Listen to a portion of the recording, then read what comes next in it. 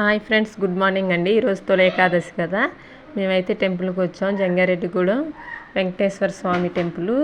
ఇది పైన మెట్ట మీద ఉంటుందండి. టెంపుల్ అయితే చాలా బాగుంటుంది. చూడండి, మీకు కూడా చూపిస్తాను.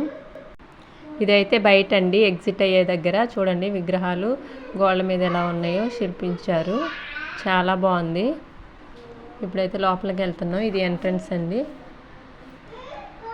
ఈరోజు తొలి ఏకాదశి కదా, జనం అయితే బాగా వచ్చారు, చాలామంది వచ్చారు. బయట నుంచి చూస్తే టెంపుల్ ఇలా ఉంటుందండి, చాలా బాగుంది. ఇప్పుడైతే లోపలికి వెళ్తున్నాము. చూడండి,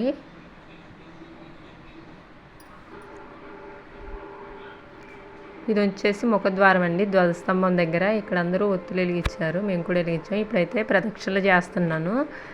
చూడండి గోడల మీద శిల్పాలు ఎలా ఉన్నాయో, చాలా బాగుంది టెంపుల్ అయితే.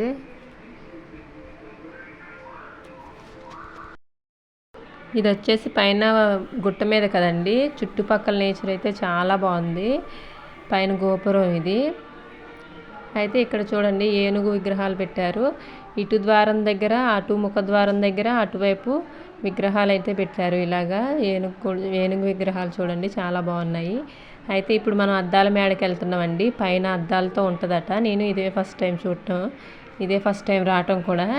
ఇప్పుడైతే వెళ్తున్నాను, షూట్ చేసి చూపిస్తా. చూడండి, అసలైతే అక్కడ చాలా దేవుడి ఫొటోస్ ఉంటాయంట. మొత్తం అద్దాలతోనే ఉంటుందట. ఇప్పుడైతే పైకి వెళ్ళిపోతున్నాం.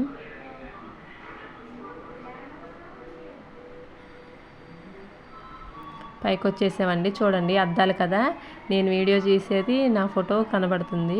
చూడండి చుట్టూ మొత్తం అద్దాలే.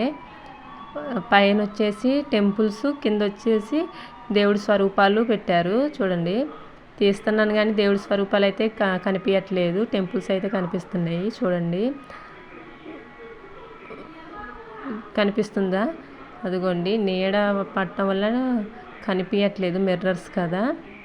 చూడండి, ఇక్కడ కనిపిస్తున్నారు లక్ష్మీనరసింహస్వామి వారి దేవాలయమును, కిందేమో స్వరూపాలు పెట్టారు. చూడండి, చాలా బాగుంది. ఇది వచ్చేసి బయటకండి.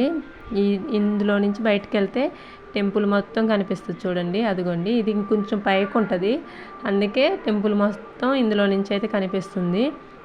ఇది వచ్చి వామన స్వామిదండి. ఇది కొంచెం నీట్గా కనిపిస్తుంది. చూడండి, నీడ పట్టడం వల్ల. ఇది వచ్చేసి పరశురామ వారి దేవస్థానం, వారి ఫోటో. ఇది భద్రాచలం రాముల వారి టెంపుల్, రాముల వారి స్వరూపం అండి. నెక్స్ట్ వచ్చేసి ద్వారకా కృష్ణుడు అండి. చూడండి, కృష్ణుడి ఫోటో అయితే కొంచెం నీట్గా కనిపిస్తుంది. మహాబోధి స్వామి అండి. ఆ టెంపుల్స్ కిందేమో స్వరూపాలు ఉన్నాయండి. ఇదేమో కల్కి అండి, కల్కి స్వామి ఫేస్ అయితే కొంచెం క్లియర్గా కనిపిస్తుంది. ఇది వెనక వైపుకి అండి. ఇదేమో వెంకటేశ్వర స్వామి వారండి, జంగారెడ్డిగూడెం దేవస్థానం స్వరూపం అది. ఇది వచ్చేసి వెంకటేశ్వర స్వామి అండి. నెక్స్ట్ చూడండి,